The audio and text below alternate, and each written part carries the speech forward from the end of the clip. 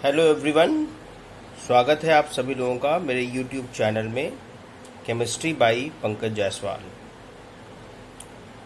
पिछली कक्षा तक हम लोगों ने हिमांक के अवनमन, हम लोगों ने विलयन के अणुसंख्य गुण में हिमांक के अवनमन तक चर्चा कर ली थी, तो उसको समझ लिया था। उस पर क्वेश्चन भी हमने आपको दिए थे, अब आशा है आप लोगों ने कर लिए होंगे। आज हम चौथी कॉलिगेटिव प्रॉपर्टी की बात करेंगे, परासरण दाब। परासरण दाब के विषय में बात करने से पहले ये समझना जरूरी है कि परासरण यानी ऑस्मोसिस क्या होता है। तो ऑस्मोसिस को ऐसे समझ सकते हैं कि जब हम कोई शुद्ध विलायक लेते हैं और उसको किसी विलयन के साथ अर्ध पारगम्य झिल्ली द्वारा अलग करते हैं, मतलब विलयन और विलायक के बीच एक अर्ध पारगम्य झिल्ली लगा दी जाती है। अर्धपारगम्य झिल्ली के बारे में मैं अभी बताता हूँ आपको। तो अर्धपारगम्य झिल्ली लगा दी जाती है तो ये देखने को मिलता है कि जो विलायक के अणु हैं वो शुद्ध विलायक से विलयन की ओर गति करते हैं, जिससे शुद्ध विलायक का आयतन घटेगा और विलयन का आयतन बढ़ेगा। ऐसे ही अगर मान लो अगर हम दोनों विलयन ही ले लें, अलग अलग सांद्रता के दो विलयन ले लें, उनको एक सेमी परमिएबल मेम्ब्रेन यानी अर्ध पारगम्य झिल्ली द्वारा अलग किया जाए, तो विलायक के अणु जो हैं ज़्यादा कहाँ होंगे? जो विलयन तनु होगा, दोनों में से जो विलयन डाइल्यूट होगा, तनु होगा, उसमें विलायक के अणु ज़्यादा होंगे। तो अब विलायक के अणु तनु विलयन से सांद्र विलयन की ओर गति करेंगे। तो इस तरह से जब हम किसी शुद्ध विलायक को विलयन से अर्ध पारगम्य झिल्ली द्वारा अलग करते हैं या किसी तन विलयन को सांद्र विलयन से अर्ध पारगम्य झिल्ली द्वारा अलग करते हैं, तो विलायक के अणु अर्ध पारगम्य झिल्ली में से होकर शुद्ध विलायक से विलयन की ओर गति करते हैं या तनु विलयन से सांद्र विलयन की ओर गति करते हैं। इसी प्रक्रिया को हम लोग कहते हैं परासरण। इस प्रक्रिया को कहा जाता है परासरण यानी ऑस्मोसिस। मतलब कि ऑस्मोसिस एक तरह से विलायक के अणुओं का मूवमेंट है सेमी परमिएबल मेम्ब्रेन में से होकर शुद्ध विलायक से विलयन की तरफ, और अगर दोनों विलयन है तो तनु विलयन से सांद्र विलयन की तरफ। अब अर्ध पारगम्य झिल्ली क्या है?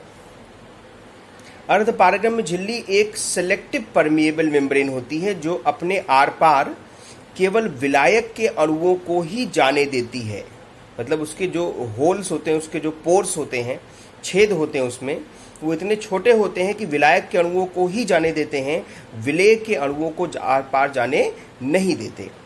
जैसे बहुत सारी जंतु झिल्लियाँ हैं, जैसे बकरे का आशय है ना, गोट ब्लैडर, अंडे की झिल्ली, कोशिकाओं की झिल्लियाँ, ये अर्धपारगम्य झिल्ली है। लेकिन अगर हम बात करें तो कोई भी अर्धपारगम्य झिल्ली इस तरह की पूर्ण रूप से अर्धपारगम्य झिल्ली की तरह कार्य नहीं करती।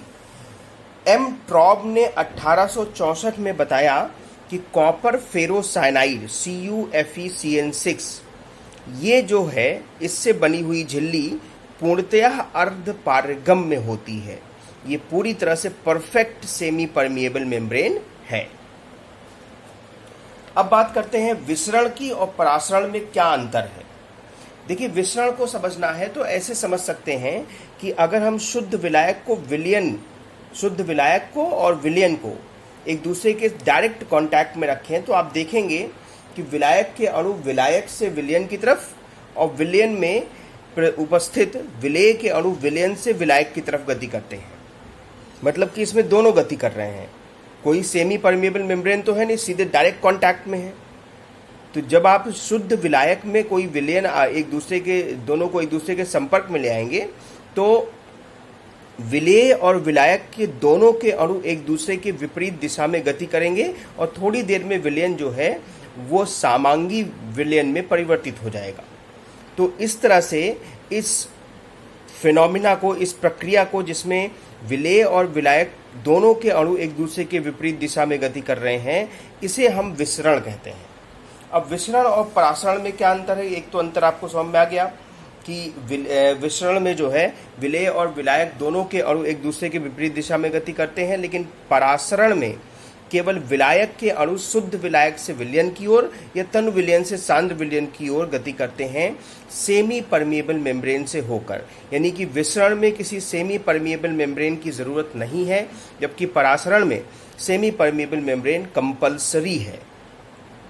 अच्छा, और तीसरा जो अंतर है, बहुत क्लियर कट अंतर है, विसरण की जो प्रक्रिया है, विसरण को डिफ्यूजन भी कहते हैं इंग्लिश में। तो विसरण की प्रक्रिया जो है द्रव अवस्था में भी होती है और गैसीय अवस्था में भी होती है। गैसेस में थोड़ा सा परफ्यूम आप कमरे में स्प्रे कर देंगे तो थोड़ी देर में वो परफ्यूम पूरे कमरे में फैल जाएगा। तो ये क्या है कि जो परफ्यूम गैस है, परफ्यूम के अणु हैं, वो कमरे में उपस्थित गैस के अणुओं के साथ आप आसानी से इंटरमिक्स हो जाते हैं, यानी कि विसरण की प्रक्रिया हो रही है। तो विसरण दोनों अवस्थाओं में होता है, द्रवीय अवस्था में भी होता है और गैसीय अवस्था में भी होता है। लेकिन परासरण जो है वो केवल और केवल द्रव अवस्था में होता है, गैस अवस्था में परासरण नहीं होता। अब बात करते हैं परासरण दाब की। देखिए, इसमें हमने एक एक्सपेरिमेंट के थ्रू समझाया है। ये देखें, एक बीकर है, इसमें एक थिसिल फनल को उल्टा करके लटकाया गया है।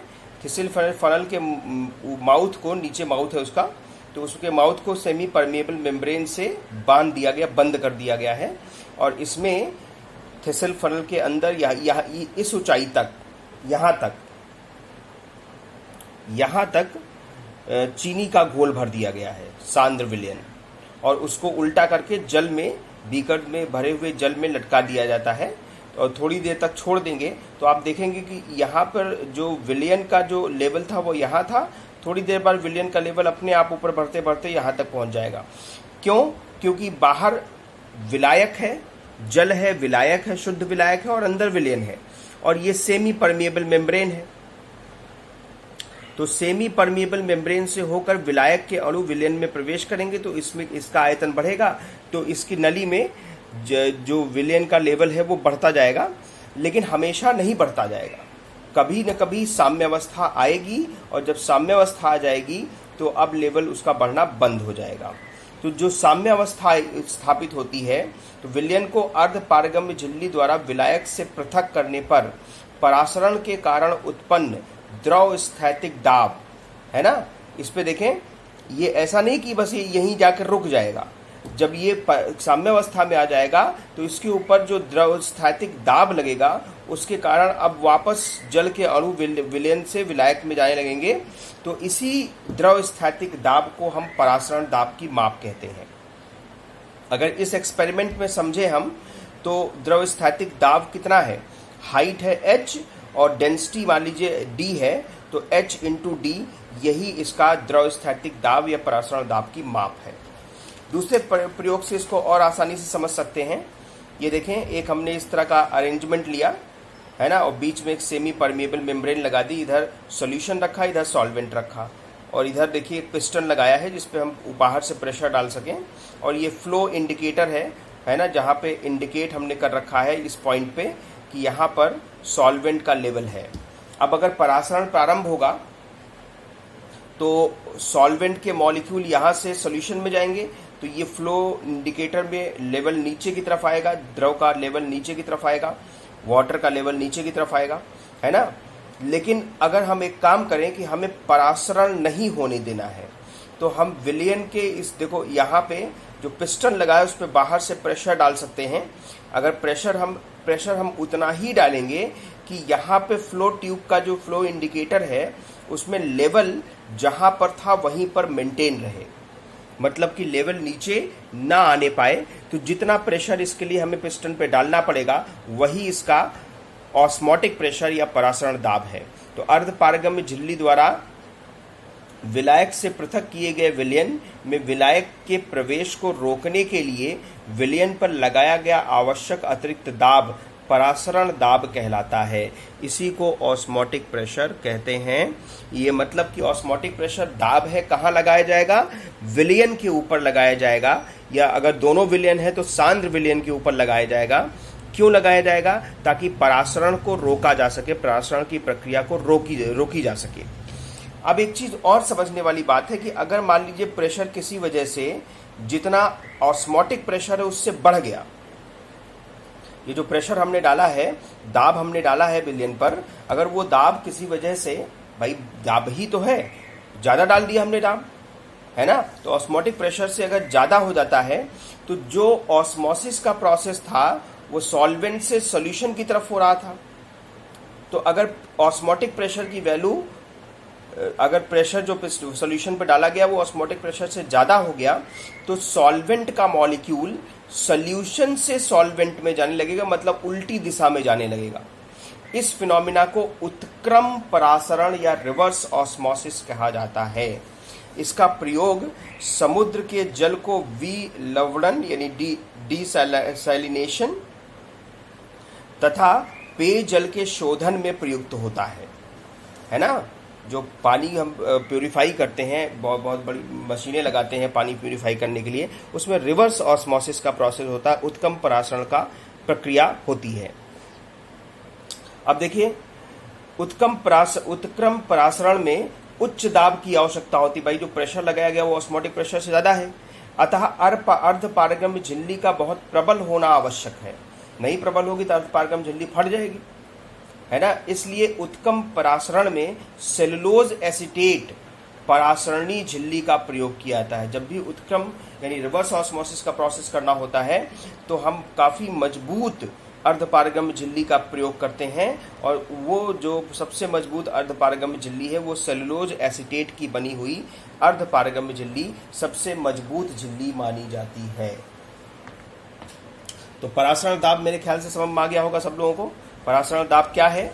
परासरण दाब परासरण की प्रक्रिया को रोकने के लिए विलयन पर लगाया गया अतिरिक्त दाब है ना। विलयन पर लगाया गया अतिरिक्त दाब जिससे परासरण की प्रक्रिया रुक जाए और सॉल्वेंट का मॉलिक्यूल प्योर सॉल्वेंट से सॉल्यूशन की तरफ या डाइल्यूट सॉल्यूशन से कंसंट्रेट सॉल्यूशन की तरफ मूव करना बंद कर दे, तो इस अतिरिक्त दाब को हम परासरण दाब कहते हैं। किसी वजह से यदि ये दाब विलयन पे लगाया गया दाब परासरण दाब से अधिक हो जाता है तो सॉल्वेंट का मॉलिक्यूल सॉल्यूशन से सॉल्वेंट की तरफ जाने लगता है या कंसंट्रेट सॉल्यूशन से डाइल्यूट सॉल्यूशन की तरफ जाने लगता है।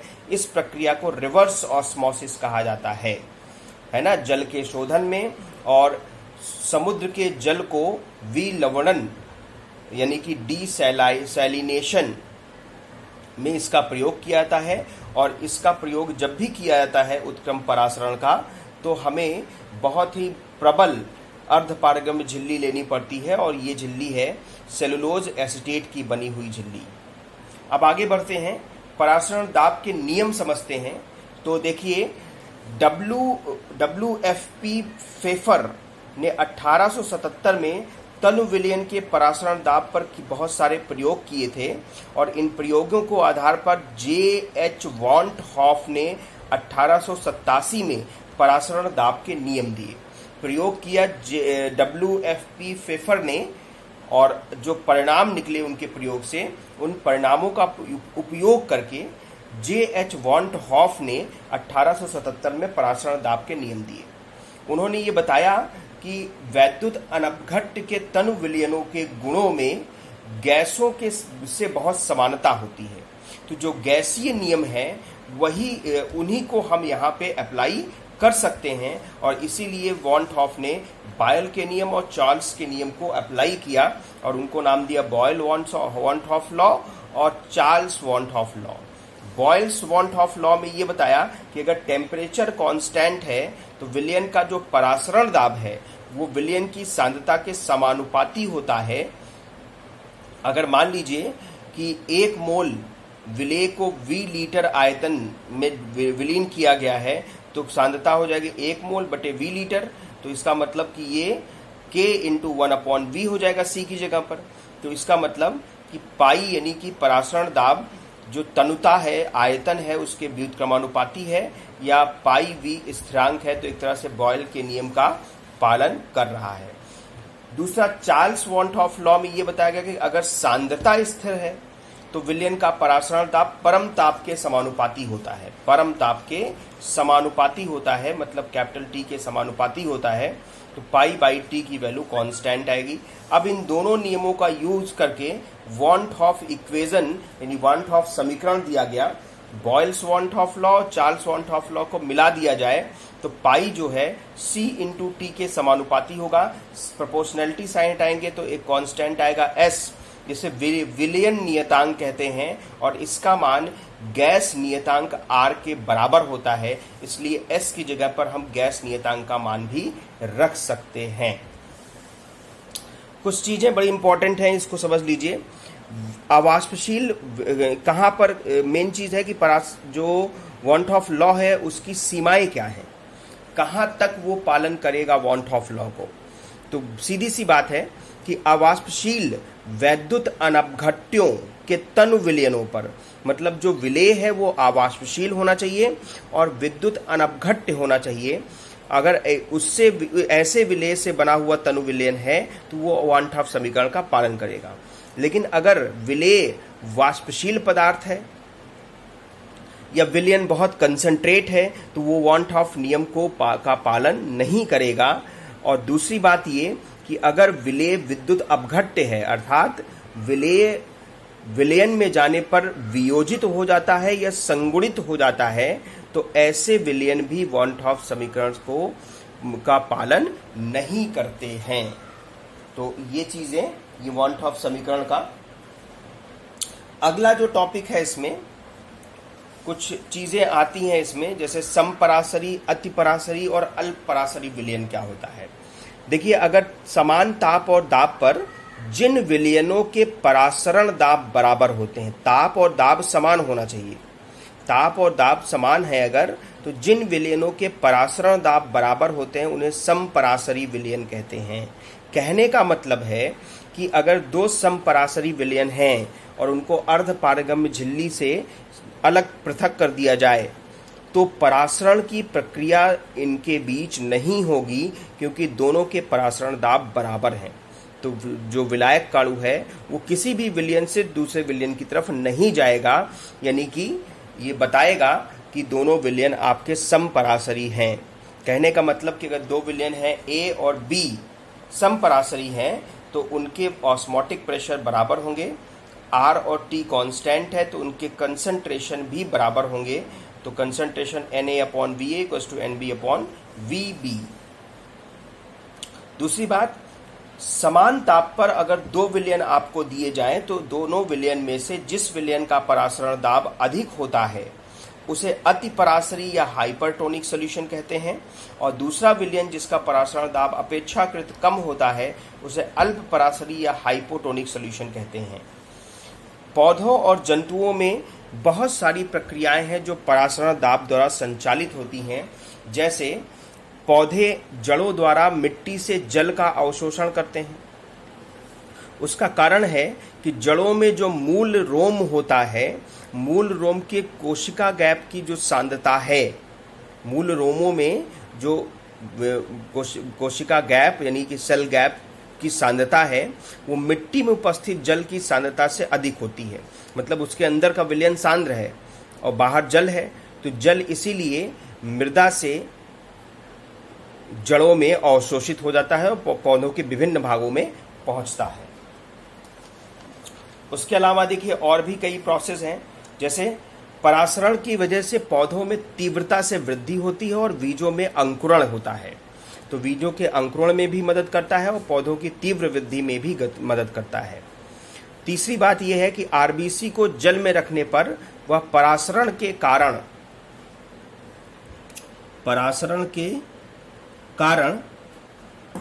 बर्स्ट हो जाती है। बर्स्ट हो जाती मतलब फट जाती है। आरबीसी को अगर जल में रख दिया जाए तो आरबीसी सेल के अंदर जो विलयन है वो सांद्र है और उसको जल में आपने रखा है, तो जल के अणु जल से आरबीसी की कोशिका में प्रवेश करने लगेंगे, तो धीरे धीरे आरबीसी फूलने लगेगी और फूलते फूलते वो फट जाएगी, बर्स्ट हो जाएगी। चौथी बात, पौधों के विभिन्न गतिविधियों जैसे पुष्प का खुलना या बंद होना परासरण द्वारा ही नियंत्रित होता है। अच्छा, एक बहुत इंपॉर्टेंट बात कि अगर हम सोडियम क्लोराइड का 0.91% सांद्र विलयन ले लें तो ये जो है मनुष्य की आरबीसी के साथ समपरासरी होता है। मतलब मनुष्य की जो आरबीसी सेल्स हैं वो और 0.91% NaCl विलयन, ये समपराशरी होता है। मतलब कि इस विलयन में अगर आरबीसी को रखा जाए तो आरबीसी ना तो फूल के फटेगी और ना ही उसका प्लाज्मोलिसिस होगा। लेकिन अगर सांद्रता NaCl विलयन की सांद्रता 0.91% से कम है, सांद्रता कम है, तो इसका मतलब कि NaCl विलयन तनु हो गया और आरबीसी सेल के अंदर उपस्थित विलयन सांद्र हो गया। तो जल जो है वो NaCl विलयन से आरबीसी सेल में प्रवेश करेगा और जिससे क्या हो जाएगा कि आरबीसी सेल फूलने लगेगी और बाद में बर्स्ट हो सकती है ना। लेकिन अगर NaCl विलयन की सांद्रता 0.91% से ज़्यादा है तो ये विलयन सांद्र हो जाएगा, NaCl विलयन सांद्र हो जाएगा। आरबीसी के अंदर उपस्थित जो द्रव है वो तनु हो जाएगा। तो क्या हो जाएगा कि आरबीसी सेल के अंदर से जल के अणु NaCl विलयन में आने लगेंगे परासरण के कारण, जिससे क्या हो जाएगा, प्लाज्मोलिसिस होता है और आरबीसी जो कोशिकाएं हैं वो श्रिंक हो जाती हैं, पिचक जाती हैं। तो ये परासरण था। परासरण पे अब आगे हम कुछ सवाल करेंगे। तो सवालों पे आते हैं, क्वेश्चंस पे आते हैं। बहुत आसान क्वेश्चन है, छोटे छोटे क्वेश्चंस हैं। 5% सुक्रोज विलयन का 300 केल्विन ताप पर परासरण दाब ज्ञात कीजिए। तो 5% विलयन का मतलब 5 ग्राम विलेय 100 ग्राम विलयन में है। तो विलेय का भार पता है और विलयन का आयतन पता है। तो सांद्रता क्या होती है? सांद्रता विलेय का भार बटे विलेय का अणुभार, और विलेय कौन है? सुक्रोज। तो सुक्रोज का अणुभार 342 बटे विलयन का आयतन लीटर में, तो मिलीलीटर में है तो 100 बटे 1000, 1000 ऊपर चला जाएगा। ये वैल्यू आ जाएगी सांद्रता की इतने मोल प्रति लीटर। आर की वैल्यू होती है 0.0821 लीटर एटमॉस्फेयर पर केल्विन पर मोल। ये ध्यान रख लीजिएगा, आर की वैल्यू 0.0821 लीटर एटमॉस्फेयर पर केल्विन पर मोल। और ये टेम्परेचर 300 केल्विन दिया है, रख लेंगे तो परासरण दाब 3.6 एटमॉस्फेयर आ जाएगा। दूसरा सवाल देखिए, 300 सीसी सेंटीमीटर, देखो एक चीज ध्यान रखिएगा कि ये सेंटीमीटर क्यूब लिखा हो या सीसी लिखा हो या मिलीलीटर लिखा हो, ये तीनों चीजें एक ही होती हैं, इनमें कोई अंतर नहीं है। एक सेंटीमीटर क्यूब, एक सीसी और एक मिलीलीटर एक ही बात है।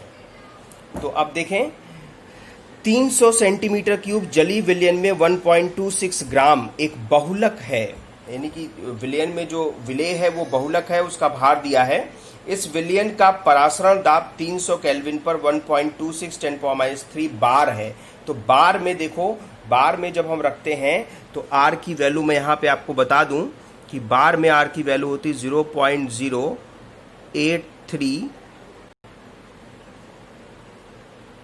डेसीमीटर क्यूब बार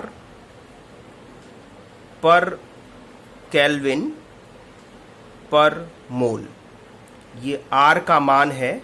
डेसीमीटर क्यूब की बात कर लें, 1 डेसीमीटर क्यूब बराबर होता है 1 लीटर।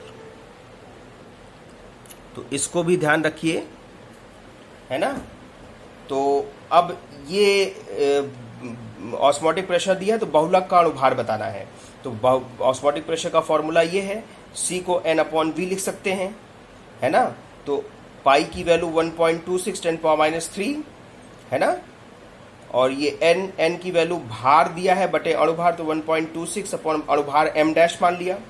300 मिलीलीटर है तो 1000 से डिवाइड कर लिया, 0.083 300 केल्विन। इसको सॉल्व किया तो m' की वैल्यू 83,000 ग्राम प्रति मोल आई। तो ये जो है 2 सवाल और हो गए। कुछ और सवाल देखते हैं इसके ऊपर। जैसे तीसरा प्रश्न देखिए, ग्लूकोज के 2 विलयनों के परासरण दाब क्रमशः 1.5 और 2.5 वायुमंडलीय हैं। पहले विलयन के 1 लीटर को दूसरे विलयन के 2 लीटर के साथ मिलाया गया।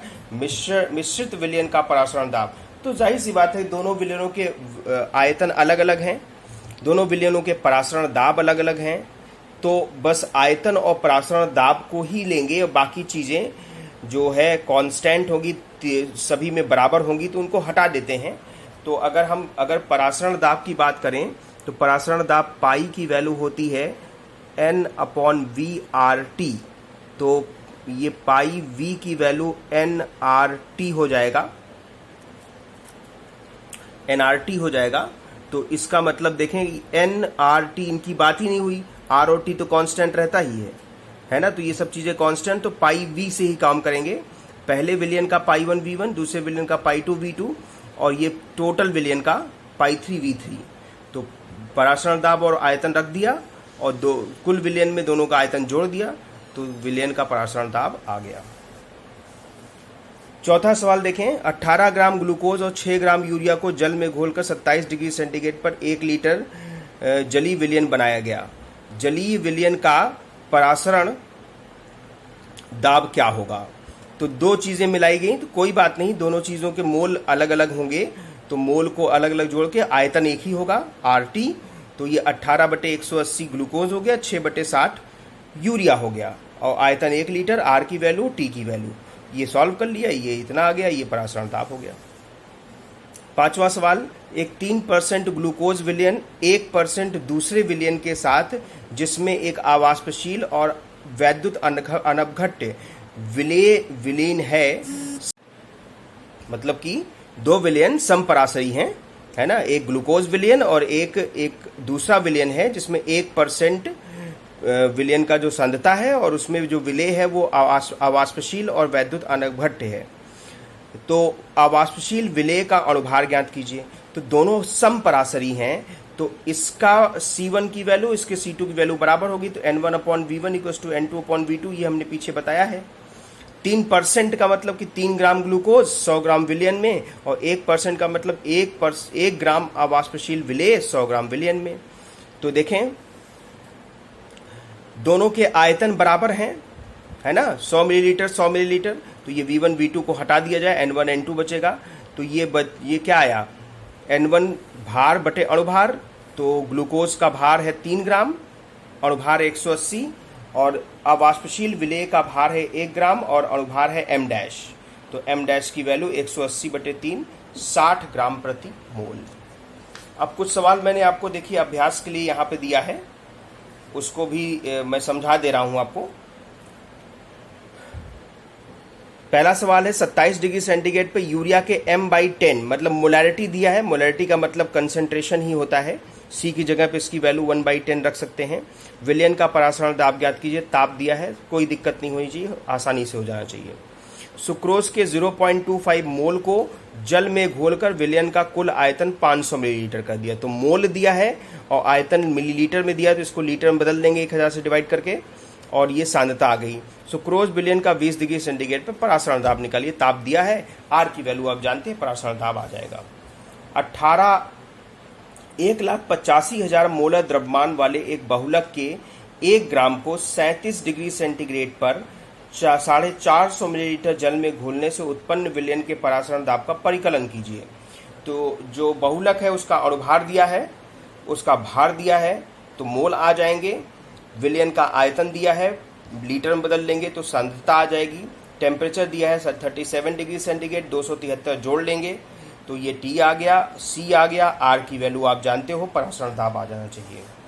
चौथा देखें, 300 केल्विन पर 36 ग्राम प्रति लीटर सांद्रता वाले ग्लूकोज विलयन का परासरण दाब 4.98 बार है।